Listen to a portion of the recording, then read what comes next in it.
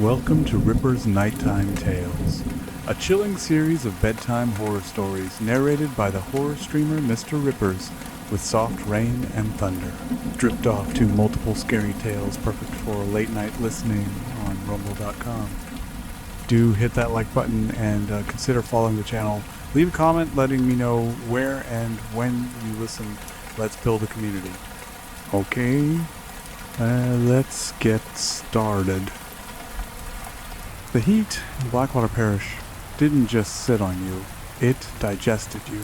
It was a wet, heavy thing, a physical weight that pressed against the temples and settled deep in the lungs, tasting of stagnant water, rotting vegetation, and something else, something copper and old, like a penny left under a dead man's tongue. I adjusted the rear-view mirror of the cruiser, staring at my own eyes.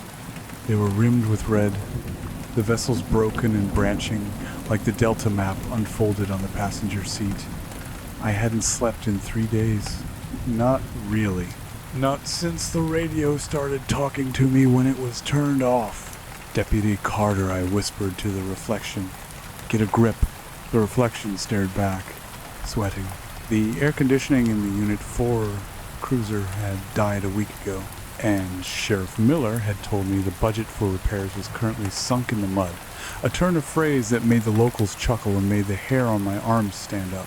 I rolled the window down further, but it offered no relief. The air outside was thicker than the air inside, carrying the drone of a million cicadas screaming for a mate or a murder. I was the outsider here. The transfer. The man who had survived the flooding up north only to take a job in a place where the water was trying to reclaim the land every hour of every day. They called me a survivor on my file. Psychological evaluation pending. But here, in the forgotten armpit of the Louisiana Bayou, survival felt less like a triumph and more like a slow delay of the inevitable. My radio crackled. I jumped, my hand flying to the receiver. Dispatch, this is Carter. Go ahead. Static. White noise that sounded like dry leaves skittering over concrete. And then, beneath the hiss, a sound wet and thick. A gurgle. My heart hammered a frantic rhythm against my ribs. It wasn't the dispatcher, Marge. Marge had a voice like gravel in a blender. This was soft, melodic, and terrifyingly familiar. It sounded like water moving through reeds. Who is this? I barked, gripping the wheel with a slick palm. Identify. Come deeper. Ben. The soil is hungry. I snapped the radio off. The silence that rushed back into the car was deafening. I looked out the windshield. The road, a strip of cracked asphalt known as Route 9, was swallowed by the encroaching swamp on both sides. Towering cypress trees, their knees knobby and twisted, waded in the black water. Spanish moss hung from their branches like the gray matted hair of drowned women, motionless in the dead air. I was losing it. That was the only rational explanation. The pills Dr. Evans had prescribed for the PTSD were messing with my chemistry, or maybe it was the lack of sleep, or the heat. God, the heat. I put the car in gear and drove, the tires crunching over gravel as the asphalt gave way to dirt. I was heading toward the edge of the habitable zone, out to where the shacks were built on stilts, and the people spoke a dialect of French that sounded more like incantations than language. I had a welfare check to perform. Old man Tibbs hadn't been seen at the general store in 2 weeks. Usually, that wouldn't matter. Folks out here disappeared and reappeared like the tide, but Tibbs owed money to the wrong people, and the sheriff wanted to make sure he hadn't been fed to the gators. The road narrowed until the cruiser was brushing against sawgrass on both sides. The sun was beginning to dip, turning the sky a bruised purple. The bayou seemed to wake up as the light died. The shadows lengthened, stretching across the road like grasping fingers. I pulled up to Tibbs's shack. It was a leaning disaster of corrugated tin and rotting wood, perched precariously on stilts above a pool of green slime. The walkway was missing planks, like gaps in a blackened smile. "Tibbs!" I yelled, stepping out of the car. "My boot sank an inch into the mud." The mud! I looked down. The ground here wasn't just dirt and water. It was a viscous, shifting substance that seemed to bubble around the leather of my boot. I tried to pull my foot free, and for a second, the suction held tight, a firm, possessive grip. With a wet schluck, it released me. "Sheriff's Department," I called again, my hand resting on the butt of my service pistol. No answer. Just the cicadas, louder now, a rhythmic pulsing that synced with the throbbing in my head. I walked up the rickety stairs, testing each one before committing my weight. The door was ajar, hanging off one hinge. The smell hit me instantly. It wasn't the smell of a dead body. I knew that smell intimately from the floods. This was different. It smelled of ozone, musk, and ancient, turned earth. I pushed the door open with my flashlight. "Tibbs?" The shack was empty of people, but full of debris. Not trash, but natural debris. The floor was covered in a layer of mud, 2 inches thick. It looked like the swamp had flowed in through the windows, deposited its payload, and receded, but the windows were intact. I swept the light across the room. There was a cot in the corner, the mattress soaked and stained black. On the table, a half-eaten can of beans had mold growing on it in the shape of a spiral, and the walls... My breath hitched. The walls were covered in muddy handprints, hundreds of them. They started low and smeared upward, as if a multitude of people had been trying to climb the walls to escape something rising from the floor. But the prints were wrong. Some had too many fingers. Some were tiny, like infants. Others were massive, elongated claws that dragged through the wood grain. I stepped closer to the wall, mesmerized. The mud was still wet. "Tibbs?" I whispered. "He is with us." The voice didn't come from the radio this time. It came from the corner of the room, from the shadows, where the light didn't reach. I spun around, drawing my weapon. "Show yourself." Nothing. Just the dust motes dancing in the beam of my flashlight. But the air in the room had dropped 20 degrees. I could see my breath misting in front of me. In a Louisiana August, I backed out of the shack, my gun raised. I didn't holster it until I was back in the cruiser with the doors locked. My hands were shaking so bad I dropped my keys. As I fumbled for them on the floorboard, I glanced at the mud on my boots. The mud was moving. I froze, my face inches from the floor mat. The glob of dark earth on my left boot wasn't sliding due to gravity. It was writhing. Tiny ripples moved across its surface. It looked like a cluster of worms knotting together, but as I squinted, the texture smoothed out. A face. A tiny, screaming face formed in the mud, no bigger than a thumbprint. It opened a mouth that was a black void and shrieked silently. I screamed, kicking my boot against the door, scrubbing it frantically against the rubber pedal. I jammed the keys into the ignition and floored it, reversing blindly down the narrow track until the rear bumper slammed into a tree. I threw it into drive and tore away, not stopping until I hit the pavement of Route 9. I sat there on the shoulder, the engine idling, my chest heaving. I grabbed the bottle of water from the passenger seat and downed it, splashing the rest on my face. "Hallucinations," I muttered. "Psychotic break caused by sleep deprivation. You are safe. You are real."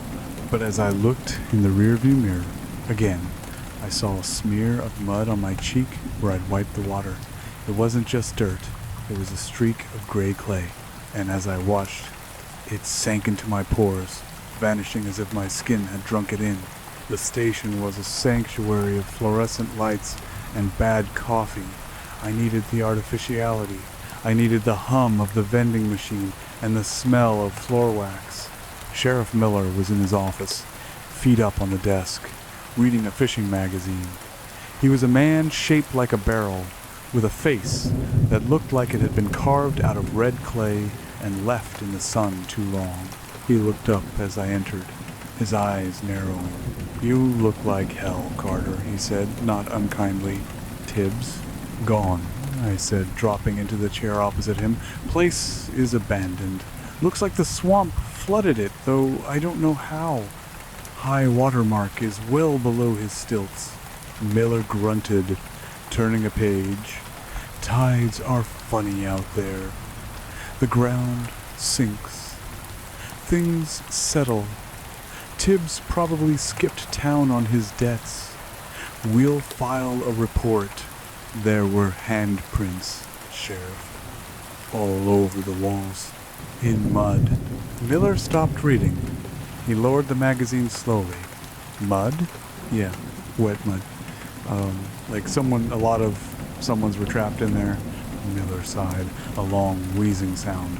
He took his feet off the desk and leaned forward, his chair groaning. Ben, you've been here, what, 3 months? Mace. 4 months. You're doing good work, but you're bringing baggage. I read your file. I know about the incident in Ohio, the flooding, the trapped civilians. My jaw tightened. This isn't about that. Isn't it? You see water where there ain't none. You see drowning where there's just drifting. The bayou. It plays tricks. It's a living thing in a way. Gases, light refraction, acoustics. It messes with your head if you ain't born to it. I heard voices, Miller. On the radio and in the shack. Miller's expression hardened. The radio signals bounce off the water, picking up truckers from the interstate, and the wind through the cypress can sound like a choir of the damned if you listen too hard. Go home, Ben. Take a sleeping pill. Get 10 hours, that's an order. I wanted to argue. I wanted to tell him about the face on my boot, but I knew how that would sound. The survivor is cracking up. That's what they'd say. Yes, sir, I said stiffly. I left the station, but I didn't go home. My apartment was a dry, sterile box on the second floor of a complex near the highway, but tonight the thought of silence terrified me. I drove. I found myself at The Levee, a dive bar on the edge of town where the locals drank cheap beer and ignored the mosquitoes. I sat at the back, nursing a whiskey I didn't really want. You got the look. A voice rumbled next to me. I turned. It was a man I'd seen around town. Vernon. He was a trapper. A massive man with skin the color of oiled teak and hands that looked like they could crush a gator's skull. He smelled of tobacco and dried fish. What look is that, I asked. The look of a man who heard the echoes, Vernon said, staring into his beer. He was out by Tibbs's place. How do you know that? Word travels fast on the water. Faster than radio. Vernon took a sip. Tibbs is gone. The Mud Mother took him. I turned fully toward him. The Mud Mother? Vernon lowered his voice. Don't say it too loud. She listens through the floorboards. Mama LaRue. LaRue, I repeated. I had seen the name in old files, a property dispute from the 1,950 seconds. A disturbance call from the 70 seconds. She's a voodoo practitioner. Lives deep in the Sector 4 marsh. Voodoo is a word tourists use. Vernon spat. Mama LaRue is older than the parish. My grandpappy said she was old when he was a boy. She ain't just a witch, deputy. She's the gatekeeper. Gatekeeper to what? Vernon leaned in, his eyes wide and bloodshot, to the mud. The swamp ain't just dirt and water. It's a stomach. It eats, but it needs a spoon. That's her. She feeds it, and it keeps her sustained. That's a nice ghost story, Vernon. Is it? Vernon grabbed my wrist. His grip was iron. You heard them, didn't you? The whispers. That ain't the wind. That's the digestion. The souls she feeds to the mud. They don't leave. They break down. They become the mud. They become the fog. You breathe them in. I pulled my arm away. You're drunk. And you're marked, Vernon said, his voice dropping to a harsh whisper. I saw the gray smudge on your cheek before you wiped it. The mud touched you. It knows your flavor now. It won't stop calling until you walk into the water. I stood up, throwing a $10 bill on the table. "Good night, Vernon." "Go see her," he called after me as I walked to the door. "If you want it to stop, you gotta cut the cord, you gotta kill the spoon." I stepped out into the night air. It was cooler now, but the fog had rolled in. Thick, white, impenetrable. I walked to my cruiser, the gravel crunching loudly. "Ben." The whisper was right next to my ear. I swatted at the air, spinning around. "No one. We are so cold. Ben. Join us in the warmth." I looked down at the ground. The gravel parking lot was dry, but around my feet, a puddle was forming. It wasn't raining. The water was seeping up from the asphalt, dark and oily. And in the reflection of the street lamp, the water wasn't reflecting the light. It was reflecting faces, dozens of them, men, women, children, their eyes wide, their mouths open in silent screams. And one of them was Tibbs. I scrambled into the car, locking the doors. My heart was doing somersaults. Vernon was crazy. Miller was in denial, but I knew what I was seeing. I wasn't crazy. The world was wrong. I drove home, but I didn't sleep. I sat in my living room with all the lights on, my gun on the coffee table. Every time the pipes rattled, I flinched. Every time the house settled, I heard a voice. By dawn, I had made a decision. I couldn't run. The flooding in Ohio had taught me that water follows you. It finds the cracks. The only way to stop the drowning is to close the floodgate. I had to find Mama LaRue. The journey into Sector 4 was not a patrol, it was an expedition.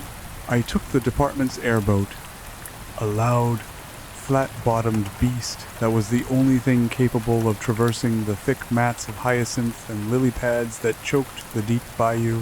I left at noon, when the sun was highest, hoping the light would burn away the shadows. It didn't work. As soon as I crossed the invisible line into the deep marsh, the canopy closed overhead. The cypress trees here were ancient, their trunks as wide as cars, their branches interlocked like the fingers of praying giants. The light that filtered through was green and sickly. The deeper I went, the quieter the wildlife became. The birds stopped singing, the gators stopped splashing, even the insects fell silent. The only sound was the roar of the airboat's fan and the blood rushing in my ears. My GPS had died an hour ago. The screen just swirled with static interference. I was navigating by memory of the old maps and a gut feeling that was pulling me like a magnet. Closer. The voices were louder here. They weren't coming from the radio anymore. They were coming from the trees, from the water. I steered the boat through a narrow channel. The water here was thick, like crude oil. Bubbles rose to the surface and popped with wet, slapping sounds. Pop, Ben, pop, help, pop, hungry. I gritted my teeth, gripping the steering stick. "Shut up," I growled. "Shut up." The channel opened up into a lagoon. In the center, rising from a mound of earth that defied the surrounding water level, was a hut. It looked like a tumor growing out of the land. The walls were made of woven branches packed with mud and Spanish moss. The roof was thatched with palmetto leaves that looked sharp enough to cut bones, deer, alligator, and things I didn't want to identify hung from the eaves on twine, clattering softly in a wind I couldn't feel. I cut the engine. The silence rushed in, heavy and expectant. The boat drifted until the hull bumped against the muddy bank. I stepped off, my boots sinking into the soil. The ground felt warm, feverishly warm. It pulsed under my feet, a slow, rhythmic thumping that matched my heartbeat. Thump, thump, thump, thump. "Mama LaRue," I called out. My voice sounded flat, absorbed instantly by the moss. "Deputy Carter, I need to talk to you." The door of the hut was a curtain of beads and dried reptile skins. It parted, and a figure emerged. She was tiny, shrunken. Her skin was the texture of tree bark, deep crevices running through flesh that looked like cured leather. She wore a dress made of mismatched fabrics, stained with earth and grease. Her hair was a white cloud, wild and matted, but her eyes were young.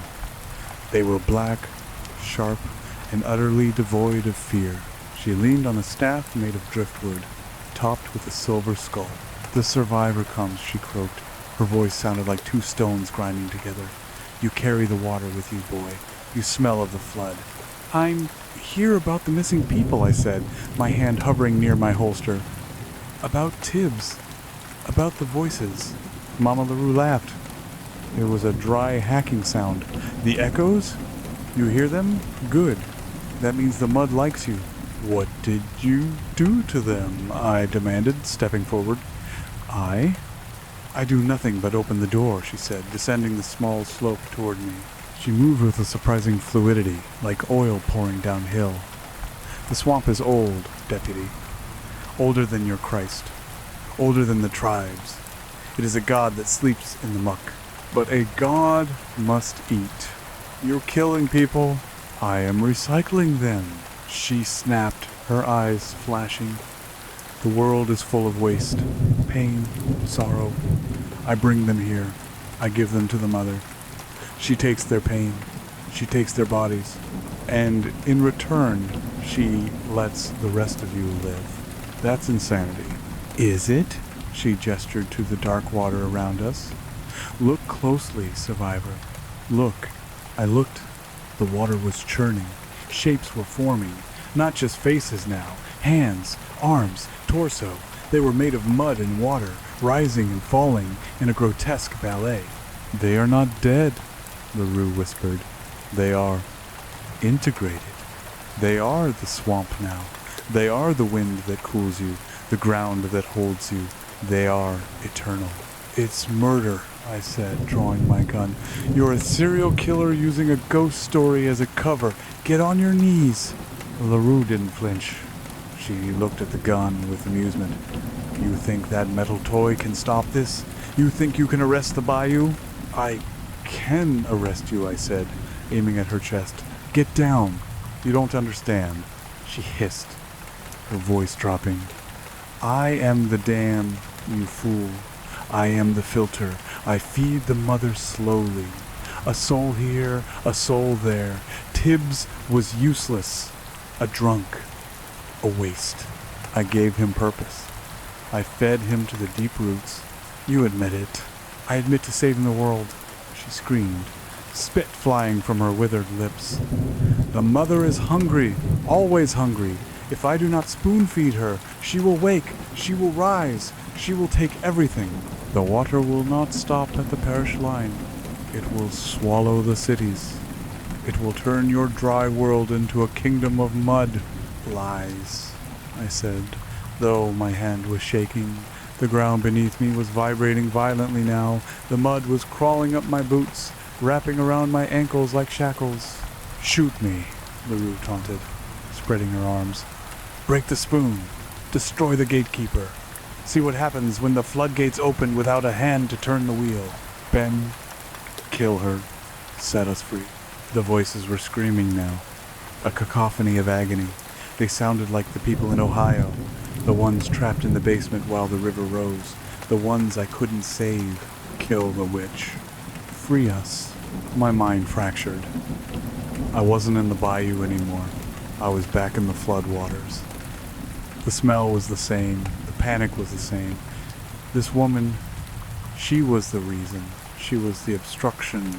"Shut up," I yelled at the voices, at the witch, at the world. "Do it, survivor!" LaRue shrieked. Her eyes were glowing with a faint, green luminescence. The shadows around her writhed. Vines shot out of the ground, curling around her legs, connecting her to the earth. She was drawing power from it, or it was drawing power from her. I fired. The gunshot cracked the air like a whip. The bullet hit her squarely in the chest. Dust puffed from her dress. She stumbled back, a look of genuine shock on her face. She looked down at the hole, then up at me. She didn't fall. She began to crumble, literally crumble. Her skin turned to dry gray clay, cracks spiderwebbed across her face, Her arm fell off, shattering into a pile of dust and dried mud. "You fool," she whispered, her voice like wind in a chimney. "You broke the seal." She collapsed into a heap of dirt. No blood, no bone, just a pile of swamp earth in the shape of a woman. I stood there, gun smoking, breath ragged. "It's over," I panted. "It's done." Silence returned. The vibrations in the ground stopped. The voices ceased. I lowered the gun. I had done it. I had stopped the killer. I had saved the parish. I turned back to the boat. I needed to call Miller. I needed to bring a forensics team. Ben, the voice was different now. It wasn't a whisper. It was a roar. It came from everywhere at once. From the sky. From the water.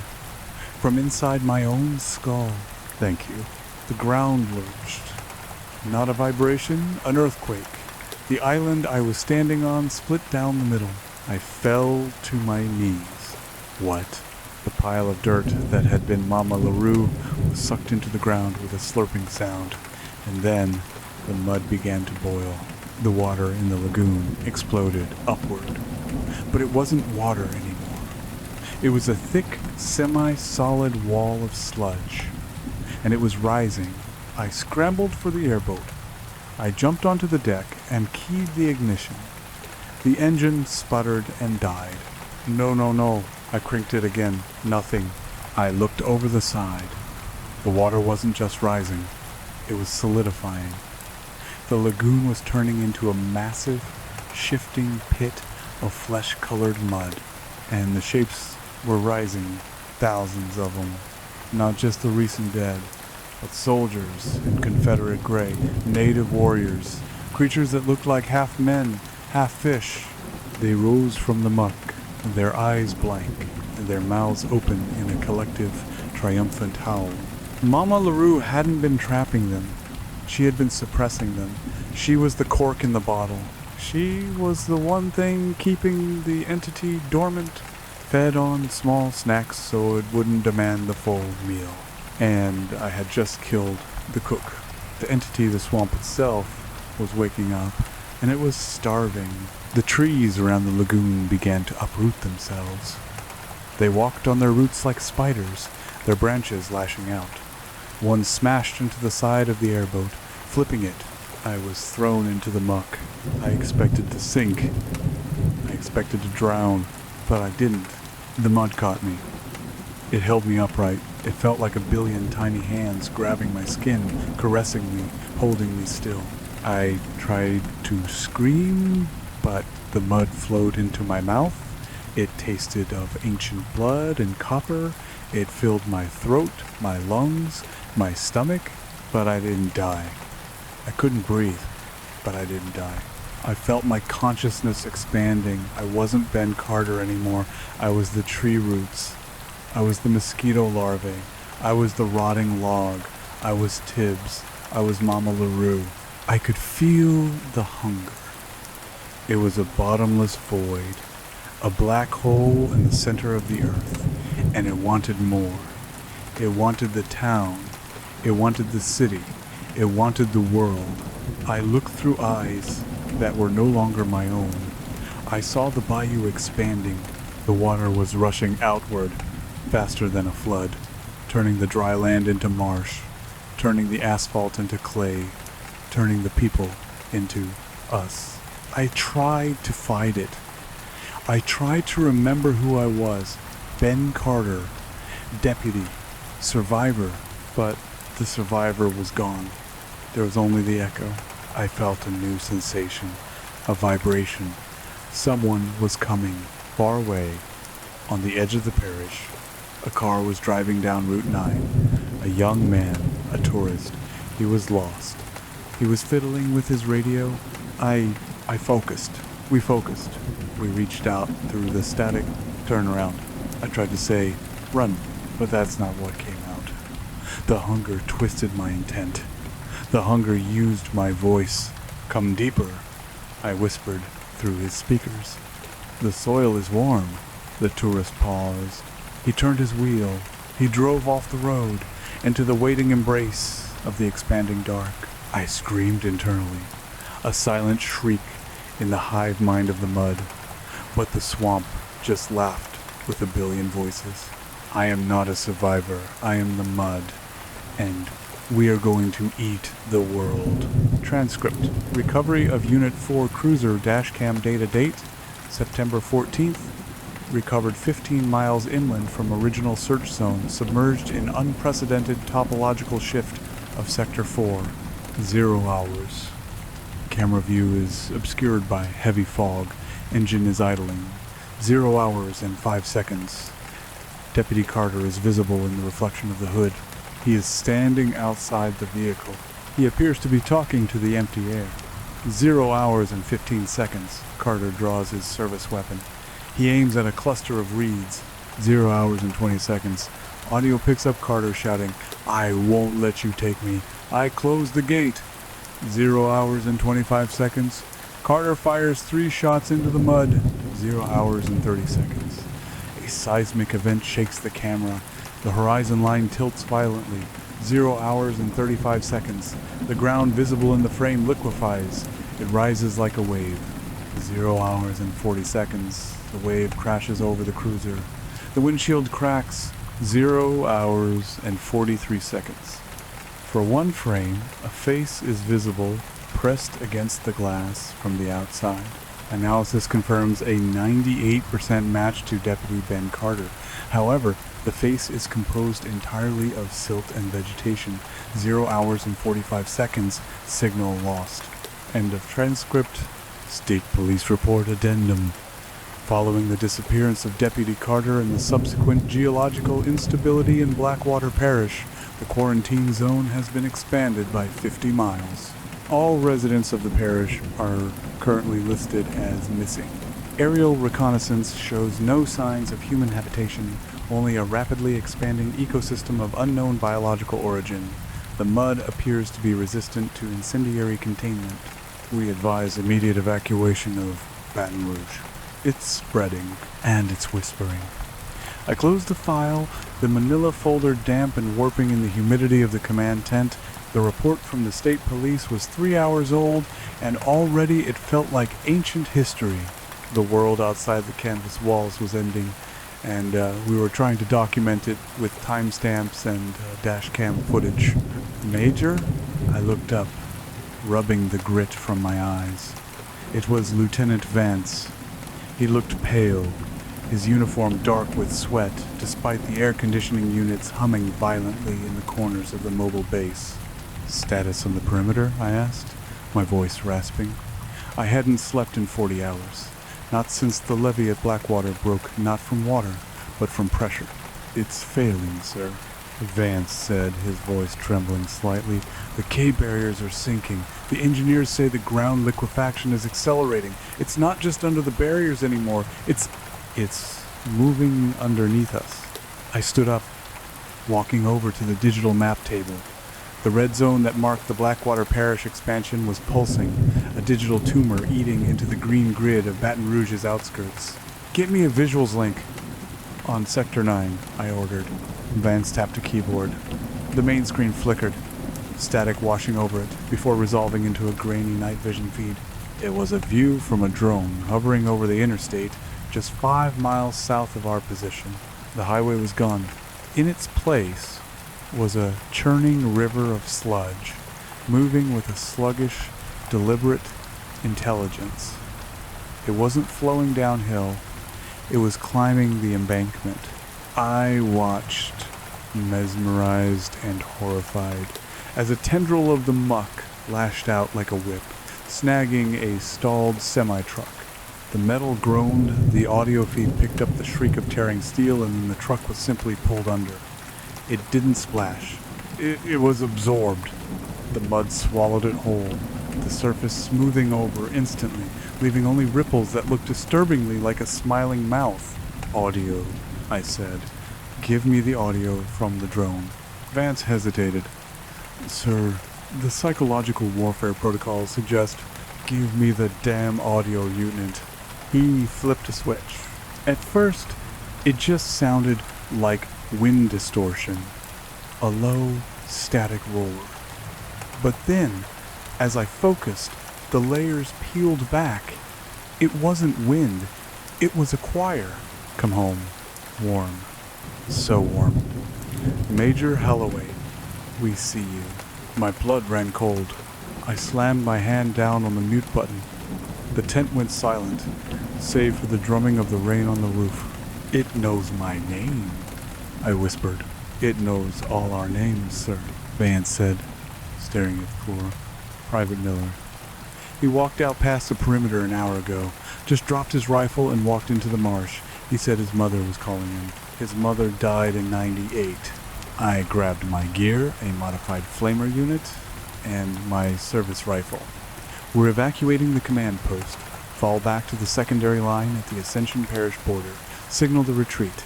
Sir, Vance said, not moving. We can't. That wasn't a request, Lieutenant. No, sir. I mean, look at your boots. I looked down. The floor of the command tent was heavy-duty rubber matting laid over the grass. But around my boots, the rubber was bubbling. A gray, viscous liquid was seeping through the material, not melting it, but transmuting it.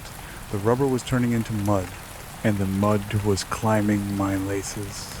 I kicked my leg out, stumbling back. The mud clung tenaciously, sticky as tar. I saw a shape form in the sludge on my boot, a tiny, grasping hand.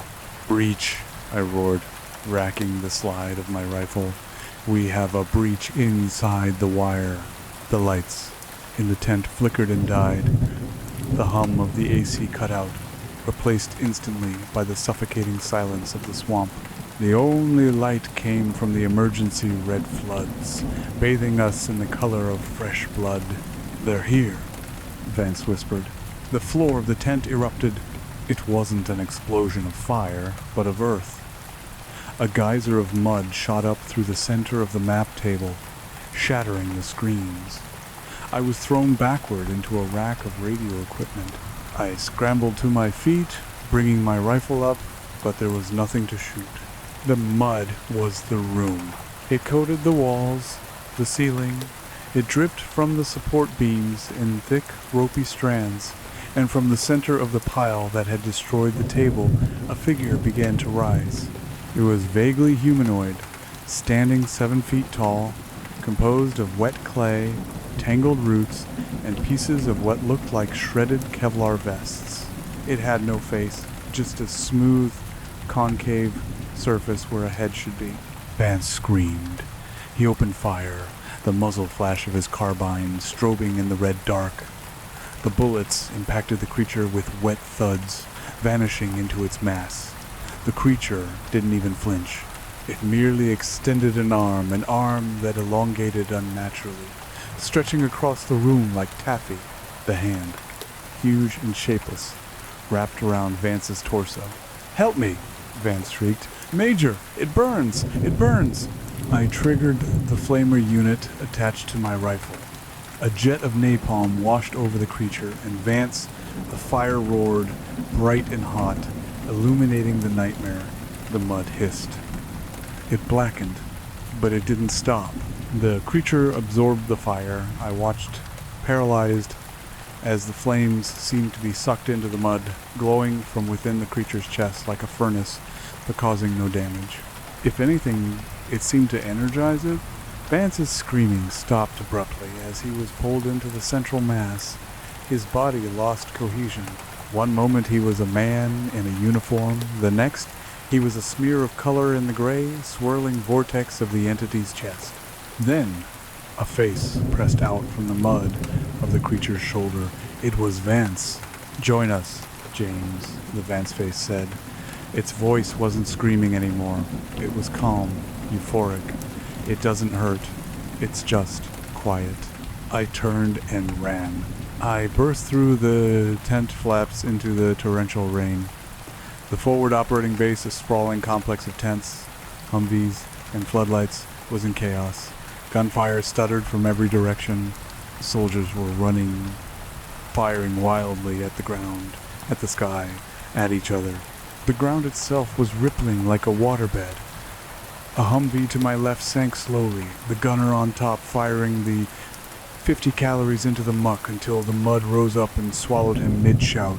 I sprinted for the motor pool, aiming for the extraction chopper on the pad. The rotors were spinning, whipping the rain into a frenzy. "Wait," I yelled, waving my arms. "Wait." The pilot saw me. He nodded, holding the bird steady. I was 10 yards away when the ground in front of me split open. A wall of cypress roots, thick as pythons, burst from the asphalt. They wove together instantly, forming a barricade. I skidded to a halt, looking for a way around, but the roots lashed out, snagging my ankle. I hit the ground hard, my chin striking the pavement. I scrambled, kicking at the roots, firing my rifle into the wood. The wood bled. Thick, red blood oozed from the bullet holes. "Going up! I can't hold it!" The pilot's voice crackled over the PA. "No, don't leave me!" The chopper lifted off. I watched it rise, its spotlight cutting through the gloom. It reached an altitude of maybe 50 feet. Then, the fog grabbed it. It wasn't normal fog. It was a dense, gray cloud that moved with purpose. It swirled around the rotors. I heard the engine choke, the whine of the turbine turning into a grinding screech.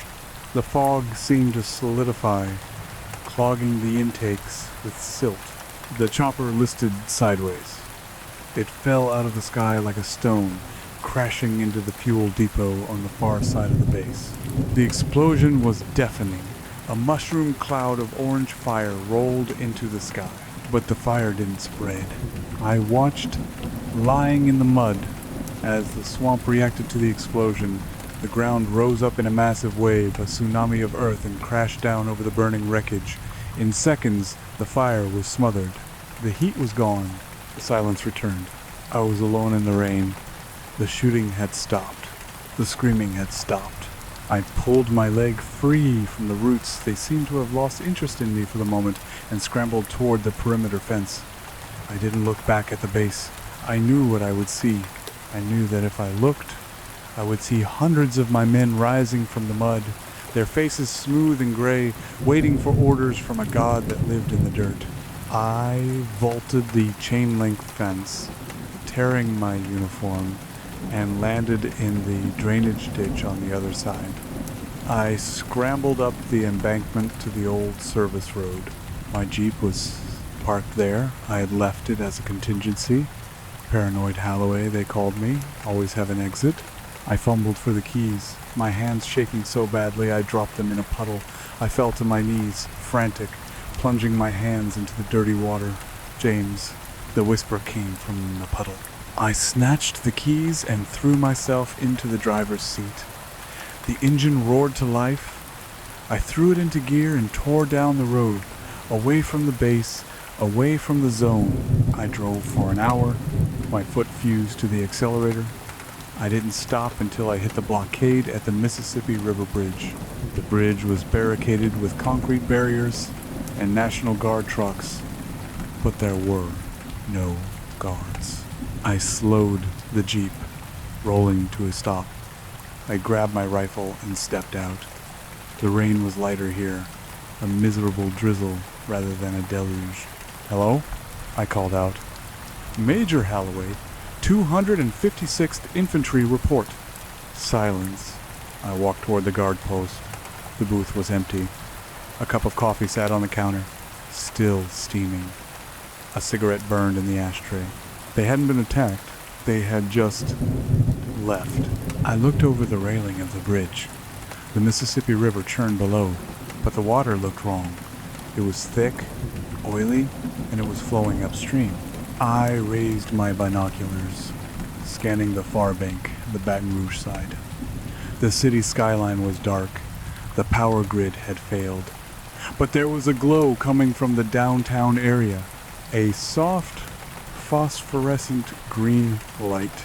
And then I saw them on the bridge deck, about halfway across. A group of people. I lowered the binoculars and started walking toward them, weapon raised. "Identify yourselves." They didn't answer. They were walking away from me, toward the city. They walked with a synchronized, shambling gait. There were civilians, police officers, and soldiers in full gear. I broke into a jog. Hey, stop. The figure at the rear of the pack stopped. It turned slowly. It was a state trooper. Or it had been. His uniform was shredded, revealing gray clay where skin should be. His eyes were gone, replaced by pools of black water. "Go back, Major," the thing said. Its voice was a wet gurgle, but I recognized the tone.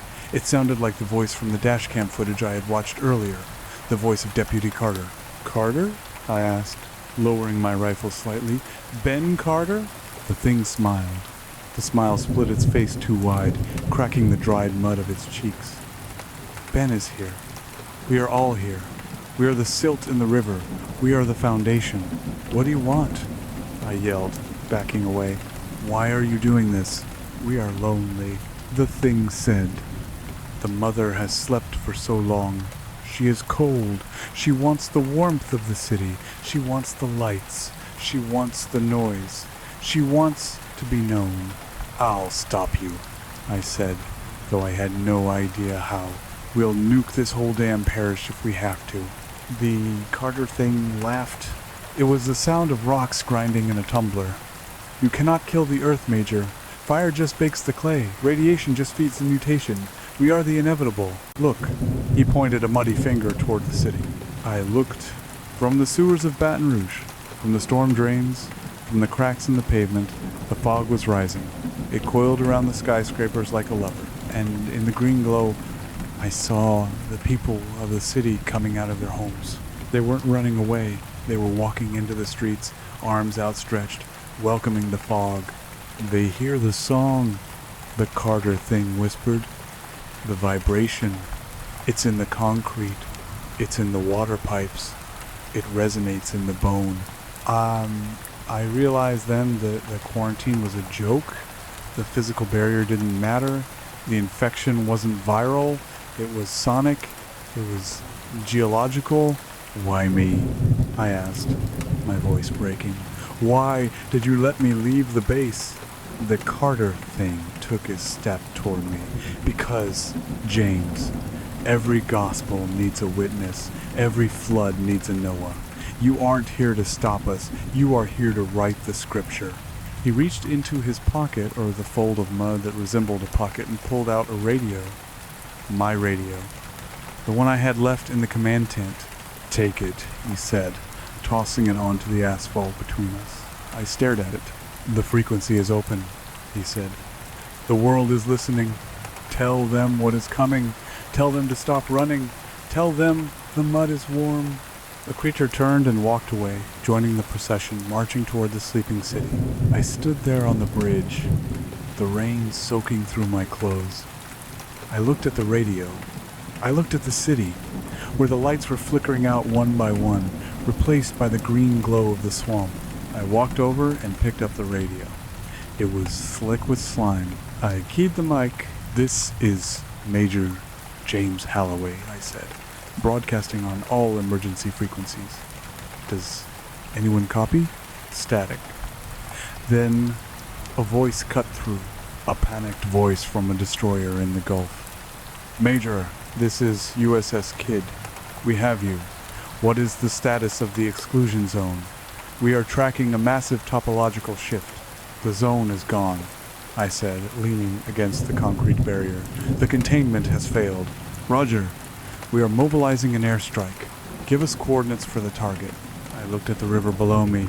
The water was rising, bubbling, forming faces that stared up at me with longing. "There is no target," I said softly. "Major, repeat." "We need coordinates for the hostile entity." "I said there is no target," I shouted into the mic. "It's not a monster. It's the ground. It's the water. It's everything." "Major, you sound compromised. Stand by." I dropped the radio. It clattered on the wet pavement. They weren't going to listen. They were going to drop bombs. And the bombs would just stir the pot. I needed to go back. The thought surprised me. It terrified me, but it was the only logic left. If this thing had a center, if Mama LaRue had been the spoon, then maybe there was still a way to choke it. Carter had failed because he destroyed the gatekeeper without replacing her. He had opened the door and fallen in. But what if the door could be closed from the inside? I looked at the Jeep. Then I looked at the procession of mudmen walking toward the city. I turned my back on safety. I walked back to the Jeep, got in, and turned it around. I was going back into Sector 4. The drive back was a descent into madness. The closer I got to the epicenter, the less the world looked like Louisiana, and the more it looked like an alien landscape. The trees were gone, replaced by towering spires of twisted mud that spiraled hundreds of feet into the air. They pulsed with a rhythmic green light, like veins carrying bioluminescent blood. The road was a memory. I was driving the Jeep over a mat of woven vines that seemed to pave themselves in front of my wheels as I drove, guiding me deeper. It wanted me to come. It was rolling out the red carpet. I passed the ruins of the forward operating base. It was already half digested. The tanks were sinking, their barrels drooping like wilted flowers. The tents were just humps in the landscape. I didn't stop. I followed the pull.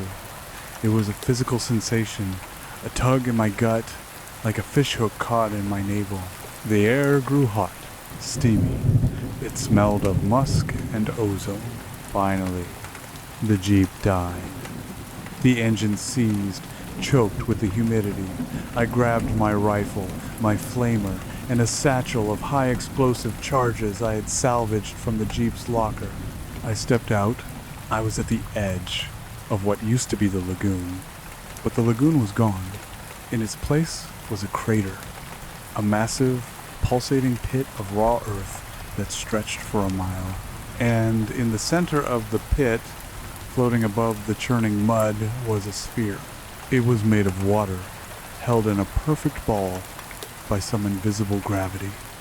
Inside the sphere, swirling in the suspended current, were the souls, thousands of them, screaming faces, weeping eyes, grasping hands. They were the engine. They were the battery. And floating directly below the sphere, tethered to it by thick black umbilical cords of mud, was a man. He looked like a statue carved from obsidian. His features were sharp, angular, and terrifyingly familiar. It was Ben Carter. But it wasn't the Ben Carter I had seen on the bridge. That had been a drone, a puppet. This was the king. He opened his eyes.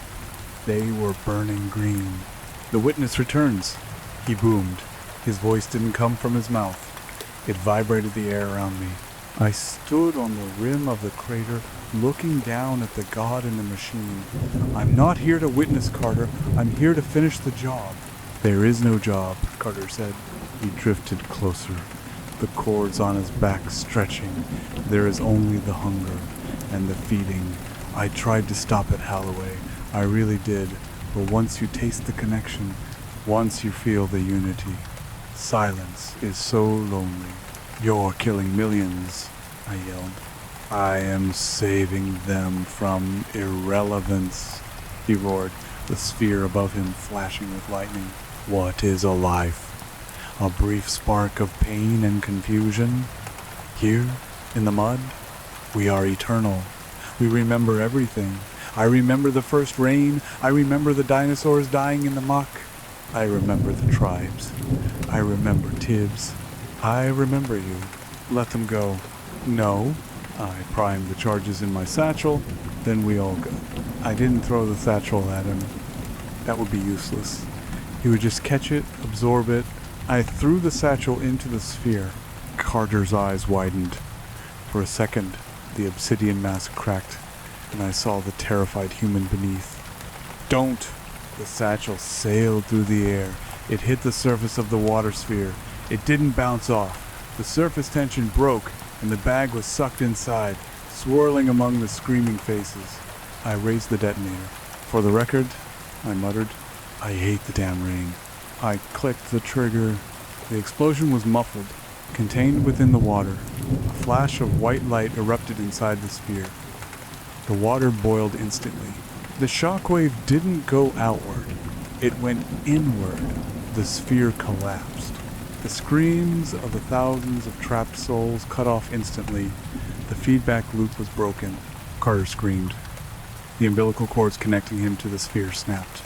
He fell. He crashed into the mud below. No longer floating, no longer a god. Just a man made of dirt falling from a great height. The ground shuddered. The towering spires of mud around the crater began to crumble. The green light faded. I fell to my knees as the shockwave finally hit me, rolling over the rim of the crater. It knocked the wind out of me, filling my eyes with dust. I lay there for a long time, listening to the sound of the world falling apart. Eventually, the rumbling stopped. The rain continued, but it felt normal. Just rain. Cold, wet, indifferent. I crawled to the edge of the crater and looked down. The sphere was gone. The pit was just a muddy hole. In the center, half buried in the sludge, was a body. I slid down the slope, the mud slick under my boots. I approached carefully, my rifle raised. It was Carter. He was lying on his back. The obsidian shell had cracked and flaked away, revealing pale, waterlogged human skin underneath. He looked like a drowning victim who had been in the water for days. He was breathing, shallow, rasping breaths. I knelt beside him. Carter? His eyes fluttered open. They weren't green anymore. They were brown, bloodshot and terrified. Did? He wheezed, coughing up black bile. Did I eat them? The sphere is gone, I said. You're disconnected. He stared up at the gray sky. Tears leaked from his eyes, mixing with the mud on his face. It's not gone, he whispered. It's dispersed. What? The sphere. It held them together. Carter gasped, gripping my wrist with a cold, clammy hand. You broke the vessel. You didn't kill the water, Holloway. You let it rain. I froze. I looked up, the rain hitting my face. It felt different, thicker. I wiped my cheek and looked at my hand. It wasn't water. It was gray slime. You let it out? Carter whispered, a hysterical giggle bubbling in his throat. You didn't stop the flood. You just evaporated it. Now it's in the clouds. I looked at the horizon. The storm clouds were spreading, not just over the parish, over the state, maybe further. The rain was falling darker now, heavy, silt-laden, and as the drops hit the puddles around us, they didn't splash. They whispered, "Thank you," everywhere. We are the sky now. Carter's hand went limp in mine. He died, staring at the impossible rain, a look of absolute horror frozen on his face. I sat there, in the mud, holding the dead man's hand. I looked at the dark clouds churning above, spreading north, east, west. I opened my mouth to scream, but the rain filled it. It tasted of copper and old earth. I swallowed. I stood up. I picked up my rifle. There was no evacuation. There was no quarantine. You can't quarantine the weather. I started walking. Not back to the Jeep, not back to the base. I walked north, toward the cities that were still dry, toward the people who were still holding umbrellas, thinking it was just a storm. I had to tell them. I had to warn them. Though, deep down, as the voices in the rain grew louder in my ears, I knew it didn't matter. The mud wasn't coming. The mud had arrived, and it was thirsty.